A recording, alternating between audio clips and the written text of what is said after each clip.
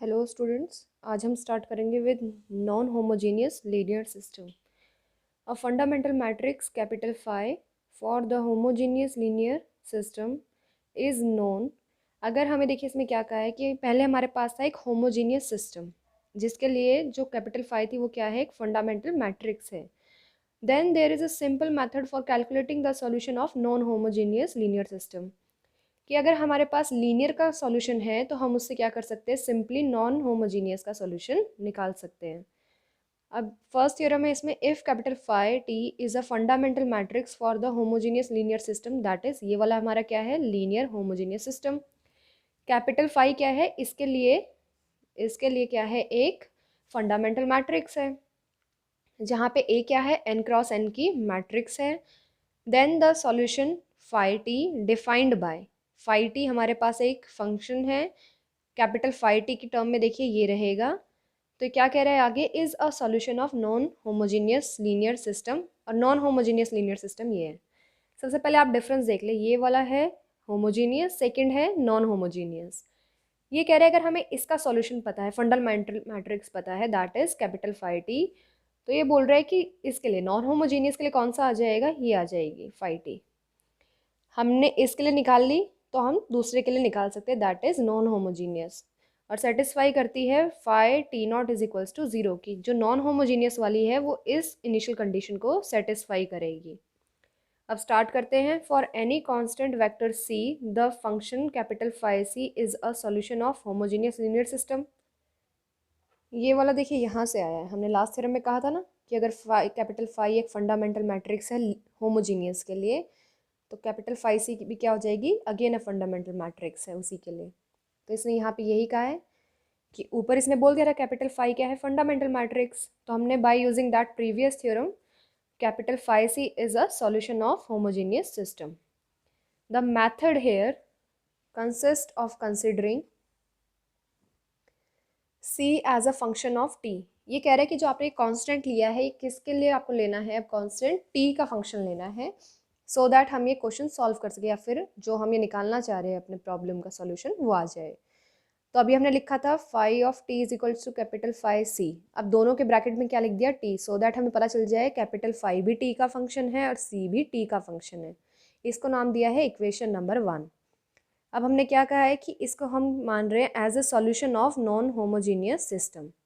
इतना ठीक हो गया है। आगे देखिए, अब इसको हमने क्या किया है, डिफ्रेंशिएट किया है विद रिस्पेक्ट टू टी। तो लेफ्ट साइड में तो क्या आ गया, फाई डैश टी, और राइट साइड में क्या आ गया है, फाई डैश टी सी t plus phi dash sorry capital phi T c dash t. कौन सा लग गया इसमें रूल, इसमें लग गया है प्रोडक्ट रूल। एक बार फर्स्ट फंक्शन का differentiation second as it is, plus second का differentiation first as it is. अब कैपिटल फाई डैश टी, इसकी वैल्यू इसने पुट कर दी है यहाँ पे। ये वैल्यू कहाँ से आई है, तो देखिए इसने हमें कहा था कैपिटल फाई क्या है, फंडामेंटल मैट्रिक्स है किसकी, लीनियर होमोजीनियस सिस्टम की। या फिर इसी को अगर मैं लिखना चाहूँ तो यहाँ पे लिख सकती हूँ d y upon d t is equals to A of t y. ये इसके लिए फंडामेंटल मैट्रिक्स है कैपिटल फाई, तो इसको सेटिस्फाई करेगा।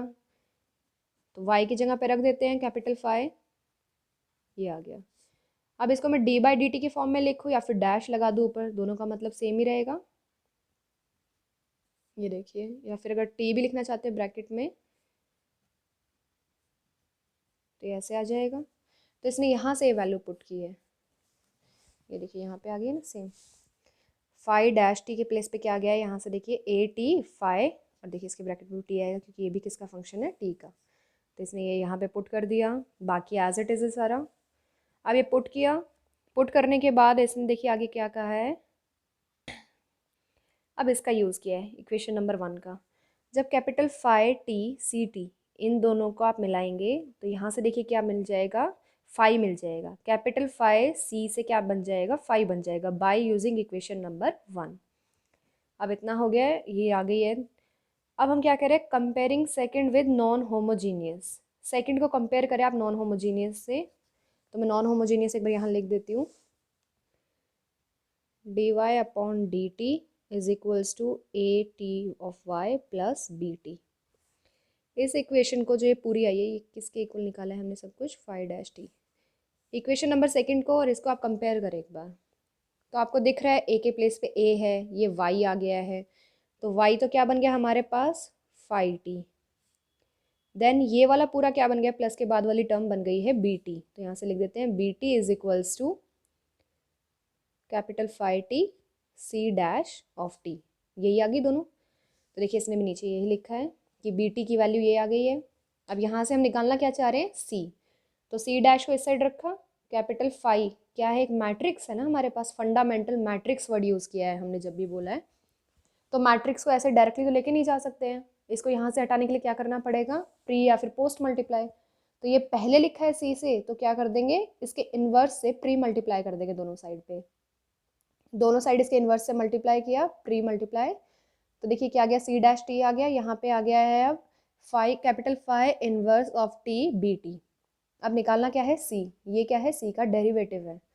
तो डेरिवेटिव से सी पे आना है तो क्या कर देंगे, इंटीग्रेट कर देते हैं। अब इंटीग्रेशन की लिमिट देखिए कैसे पता चलेगी, यहाँ पे देखिए इसने इनिशियल क्या दिया है, ये इनिशियल देते हैं ना हमें ऐसे कि स्टार्टिंग में ये वैल्यू पे हमारा 5 ये है, तो स्टार्टिंग आ गई, मतलब टी नॉट स्टार्टिंग पॉइंट है।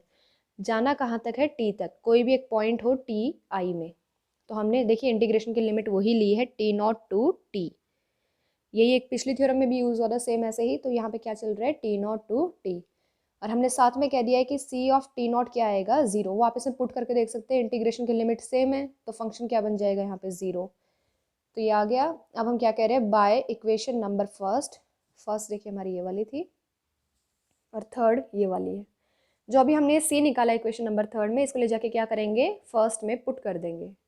यहाँ से ले जाके सी को यहाँ पुट कर देंगे तो हमारा 5t आ जाएगा जो हमें रिक्वायर्ड था। देखिए सेम आ गया है, यही हमें चाहिए था, ये यहाँ पे आ गया है। तो हमने बोल दिया है कि भाई हमारे पास जो इक्वेशन नंबर 1 थी वो क्या थी, नॉन होमोजीनियस सिस्टम का सॉल्यूशन था।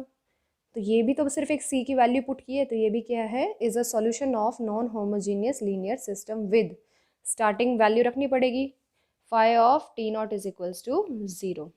नेक्स्ट आता है आपके पास equivalence of linear differential equation of nth order and linear system. अब देखिए इसमें क्या कह रहा है, a1t a2t अप टू सॉन ant bt be continuous, continuous है ये सारे, रियल हो या कॉम्प्लेक्स वैल्यू है वो आप क्वेश्चन के अकॉर्डिंग देखेंगे, दोनों में से कुछ भी हो सकता है, या तो ये रियल हो सकते हैं या फिर ये कॉम्प्लेक्स हो सकते हैं। Defined on a real t interval, जो कि इंटरवल हमारा क्या है, I is belongs to closed a to b. Let us consider the linear homogeneous differential equation. Linear है हमारे पास, डिफरेंशियल इक्वेशन ले रहे हैं वो भी होमोजीनियस।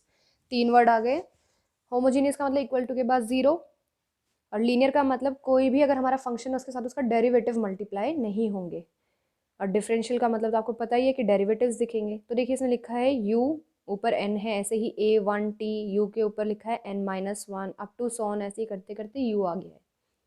अब ये जो u के ऊपर n लिखा है इसका मतलब क्या है, इसका nth derivative, n minus first derivative, ऐसे ही फर्स्ट डेरिवेटिव, इसमें कोई डेरिवेटिव नहीं है, डायरेक्ट फंक्शन है।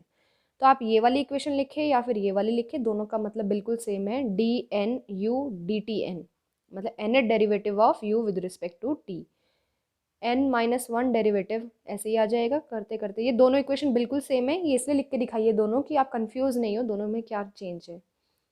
अब इस इक्वेशन को देखिए ज़रा, अगर मैं इसको लिखना चाहूँ, जहाँ पे ln मैं डिनोट कर रही हूँ उसका मतलब, ln of u is equals to 0।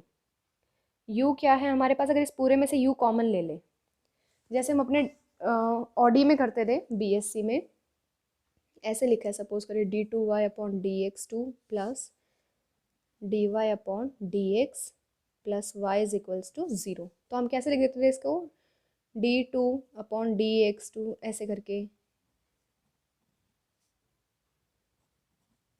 और इसी को फिर आप ऑक्सिलरी इक्वेशन ही बनाते थे ना, ये वाली। तो आप y कॉमन ले लेते थे, सेम इसमें से आप u कॉमन ले लीजिए। जब आप u कॉमन ले लेंगे तो बच के जाएगा यहाँ पे dn upon dt plus a1, क्योंकि कांस्टेंट तो रहेंगे ही। अगर देखिए यहाँ पे 2 होता रहा सामने, कांस्टेंट में लिख के दिखा देती हूँ, तो ऐसे 2 आता रहा, तो एक कांस्टेंट हो गया, इनको एज इट इज इन्हीं के साथ रखेंगे। तो ये हमारे पास क्या बन गया, लीनियर ऑपरेटर बन गया एक तरह से, nth ऑर्डर का इसलिए n लिख दिया है, यहाँ पे क्या लिख दिया है, लीनियर का लिए, मतलब याद रखने की फॉर्म है, l का मतलब लीनियर, n का मतलब nth ऑर्डर तक। अब इसके साथ u मल्टीप्लाई करेंगे तो सेम यही वापस मिल जाएगी। तो हमने यहाँ पे बता दिया कि ये ln है, और ln इसने दोबारा भी लिख के दिखाया है क्लियरली कि सबके ब्रैकेट में t लिख दिया है। दोनों का मतलब सेम है, इस बच्चे ने दोबारा लिख दिया है सो दैट ये क्लियर रहे। And the corresponding non homogeneous equation, ये वाली कैसी थी, होमोजीनियस, क्योंकि इक्वल्स टू के बाद क्या था, ज़ीरो। अब हम किसकी बात कर रहे हैं, नॉन होमोजीनियस की। तो इक्वल्स टू के बाद कोई फंक्शन आ जाएगा टी का, तो इसको क्या नाम दिया है इसने, बी टी। अब ये कह रहा है these nth order differential equation reduce to system, कि अगर हम इन इक्वेशन को एक सिस्टम में बनाएं जो मैट्रिक्स फॉर्म में रखें, तो देखिए ऐसे बन जाएगी dy upon d t is equals to A t y. Starting से हम यही पढ़ते आए हैं, इसको नाम भी हम क्या देते थे, लीनियर होमोजीनियस सिस्टम। अब क्या रखना है हमें दूसरा, नॉन होमोजीनियस। तो अब हम क्या कह रहे हैं कि वो ये बनेगा, ए तक था, यहाँ तक देखिए क्या था हमारे पास, होमोजीनियस, लेकिन अब साथ में प्लस क्या कर दिया है, एफ ऑफ टी।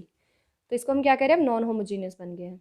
जहाँ पे y क्या है हमारा, u ज़ीरो, u के ऊपर ज़ीरो का मतलब अब क्या है, u का ज़ीरो डेरिवेटिव, मतलब एक भी बार डेरिवेटिव नहीं किया तो u का u ही रह जाएगा। तो इसे देखिए यहाँ पे लिख के बताया कि u के ऊपर ज़ीरो का मतलब है u, कि उसका एक बार भी डेरिवेटिव नहीं किया है। u के ऊपर वन का मतलब क्या है, फर्स्ट डेरिवेटिव, u का nth minus one time derivative. इसी के ऊपर देखिए ट्रांसपोज लिखा है, क्योंकि हम जब मैट्रिक्स लिखते हैं तो ये हमारे पास कॉलम वेक्टर होता है, तो इसलिए ट्रांसपोज लगा दिया ना। फिर इसने दोबारा भी लिखा है यहाँ पे दिखाने के लिए कि u के ऊपर ज़ीरो का तो क्या बन गया, u, फिर u1 u2 un minus one, ये ट्रांसपोज लिखा था यहाँ पे, इसलिए इसने अब कॉलम में ही लिख के दिखा दिया है। ये तो आ गई y, और ए मैट्रिक्स हमारी ये रहेगी 0 1 0 up to so on 0 0 0 1 0 up to so on, ऐसे चलेंगे 0 0 0, लास्ट में जाके यहाँ पे देखिए क्या आ जाएगा, यहाँ 1 आएगा। और जो हमारे पास लास्ट रो रहेगी वो क्या रहेगी, minus of A n minus one up to so on minus of A one. पहले देखिए मैं आपको नॉन होमोजीनियस का एक बार करके दिखा रही हूँ सॉल्व, फिर सॉरी होमोजीनियस का, नॉन होमोजीनियस का फिर आप देखेंगे। यही मैट्रिक्स दी थी इसने अभी ए, मैंने ये सिर्फ यहाँ पे लिख दी है ए, और ये क्या है y, और ये क्या है dy अपॉन डी टी। हमारी जो होमोजीनियस होती थी वो ये लिखते थे dy upon d t is equals to A of t into y. मैंने सिर्फ यहाँ पे वैल्यू पुट की है, सॉल्व करके देख रहे एक बार, वैल्यू पुट की, इनकी मल्टीप्लिकेशन की, तो ये साइड आ गई है। अब देखिए यहाँ पे क्या कर रहे हैं, दो मैट्रिक्स है, दोनों का ऑर्डर सेम है, तो कैसी आ जाएंगी, इक्वल मैट्रिक्स बन गई है। तो जो कॉरस्पॉन्डिंग एलिमेंट है वो क्या हो जाएंगे, इक्वल हो जाएंगे। तो u1 के इक्वल, u2 के इक्वल, ऐसे ही आ जाएगा। तो लास्ट वाली जो रो है, लास्ट रो के इक्वल आएगी, तो मैंने वही यहाँ पे लिखी। देखिए ऊपर वाली तो सेम है, उनको लिखने की ज़रूरत नहीं है, लेकिन जो ये लास्ट रो है मैं ये दिखाना चाह रही हूँ, एक बार इसको देखें। इस साइड से पूरा ये लिख लिया इधर, और un इधर लिख दिया है। अब ये सारे माइनस में है, इस साइड लेके आ रहे हैं, तो मैंने अब कैसे लिखा है, लाते टाइम un लिखा, तो पहले ये वाली टर्म लिखी है मैंने इधर, प्लस में आ गई, फिर इसके इधर जो बीच के हैं वो आ जाएंगी, फिर ये वाली भी प्लस में बन गई है, this is also become plus, at the last ये आ गया है, और इधर क्या आ गया, ज़ीरो। तो ज़रा ध्यान से देखिए, क्या ये यही वाली इक्वेशन नहीं है जो स्टार्टिंग में हमने ली थी फर्स्ट, देखिए ऊपर है, और ये वाली इक्वेशन नंबर 1 सेम है। तो इसने यही कहा है कि अगर हम इसको सॉल्व करते हैं या फिर इसको एक मैट्रिक्स फॉर्म में लिखते हैं तो वो इनसे बनेगी ना। ठीक है, प्रूव हो गया ये कि हाँ इनसे बन रही है। ऐसे ही नॉन होमोजीनियस के लिए एक एक्स्ट्रा टर्म क्या चाहिए थी, एफ ऑफ टी, तो उसको आपको क्या लेना है, 0 0 0 up to so on B t, और इसका ट्रांसपोज। ये ट्रांसपोज क्यों ले रहा है, क्योंकि ये हमेशा कॉलम में होते हैं, वाई हो गया हमारे पास, एफ ऑफ टी हो गया, ये हमेशा कॉलम वेक्टर रहते हैं। इनको आप मल्टीप्लाई करेंगे, सेम देखिए यही इसने किया है, A t y plus F of t, ये वाली साइड सॉल्व कर रही है, तो इस साइड की इक्वल ही रहेगा, तो इस साइड को सॉल्व कर रहे हैं, इसने किया, आप एडिशन करेंगे यही पूरा आ जाएगा। तो लास्ट वाली रो को फिर देख लें, दोनों साइड को इक्वेट कर दे तो आपके पास सेम वही बन जाएगी, दैट इज इक्वेशन नंबर 2। ये देखें, नेक्स्ट आती है आपके पास इनिशियल वैल्यू प्रॉब्लम।